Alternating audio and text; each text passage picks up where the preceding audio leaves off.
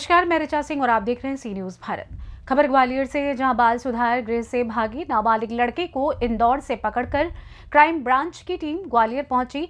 उसने प्रारंभिक पूछताछ में बताया कि एक दिन पहले ही भागने की प्लानिंग की थी, लेकिन ये प्लानिंग सफल नहीं हो सकी। इसके बाद 25 जनवरी को भाग गए। उधर नाबालिग के मददगार तथा कथित जीजा पर पुलिस ने एफआईआर दर्ज कर ली है। नाबालिग को उसका रिश्तेदार अपनी कार में बैठा कर ले गया था। बाल सुधार गृह से कुछ दूरी पर वो खड़ा था। बाद में आरोपी उसे लेकर मुरैना पहुंचा और उसकी गर्लफ्रेंड के साथ उसे इंदौर भेज दिया था। भागे हुए नाबालिग ने अपने जीजा के फोन से ही उसके खिलाफ एफआईआर करने वाले फरियादी को धमकी भी दी। वहीं घटना की जानकारी देते हुए एएसपी ऋषिकेश मीणा ने क्या कुछ बताया, आप भी सुनिए। आरोपी नाबालिग फरार हुआ था, किस तरह से ये कहाँ से पकड़ाया और क्या क्या इसकी हिस्ट्री अभी तक रही है सर? अभी कुछ दिन पहले थाना थाटीपुर अंतर्गत बाल संप्रेषण गृह है, वहाँ कुछ बाल विधि विरुद्ध बालक वहाँ अभिरक्षा में रखे गए थे। उनमें 302 के अपराध में भी थे, 307 के में भी थे, आर्म्स एक्ट में भी थे। तो 6 विधि विरुद्ध बालक जो बाल संप्रेषण गृह है उसकी सिक्योरिटी को ब्रीच करके और भाग गए थे। उनमें से एक को उसी दिन हमने अभिरक्षा में ले लिया था।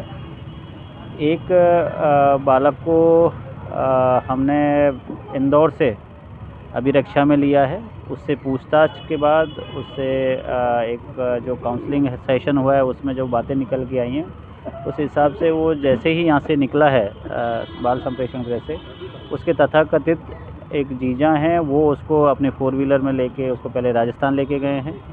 राजस्थान से वापस लौट के मुरैना आए हैं। मुरैना से जो विधि विरुद्ध बालक है उसकी गर्लफ्रेंड के साथ में और उसके एक दोस्त के साथ उसको इंदौर के लिए रवाना किया है। लड़के को हमने इंदौर से अभिरक्षा में ले लिया है। जिसने उसके तथाकथित जीजे ने जिसने उसके भागने में सहायता की थी, उसके खिलाफ 216 आईपीसी के अंतर्गत एक अपराध पंजीबद्ध किया थाना थाटीपुर में।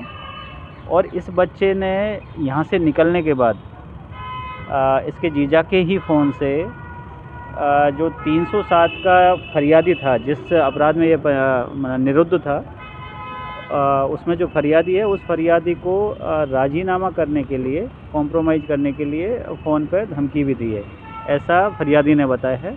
तो उसके आवेदन पर थाना पुरानी छावनी में 507 और 195A के अंतर्गत एफआईआर दर्ज की है और उसमें वैधानिक कार्रवाई की जाएगी। ये आरोपी भी है पुराना होटल में फायरिंग कर रही है? हाँ, इनका आपराधिक रिकॉर्ड है और काफ़ी गंभीर इन पे अपराध रहे हैं। उसकी गंभीरता को देखते हुए ही इन पे फिर दोबारा से इन्होंने धमकाया है, तो उस बात को मद्देनज़र रखते एफआईआर की है। और इनके जो रिलेटिव हैं जिन्होंने भागने में मदद की, उनके खिलाफ भी एफआईआर की है, ताकि इस तरीके के जो विधि विरुद्ध बालक हैं, बाल अपचारी हैं, उनको जो सहायता भी कर रहे हैं, जो इस तरीके से आश्रय दे रहे हैं, उनको भी एक सबक मिले। ग्वालियर से सी न्यूज संवाददाता नवल मोदी की रिपोर्ट। फिलहाल इस खास खबर में बस इतना ही। देश दुनिया की तमाम खबरों की जानकारी के लिए आप देखते रहें सी न्यूज भारत। हर खबर आपके साथ, आपके हाथ।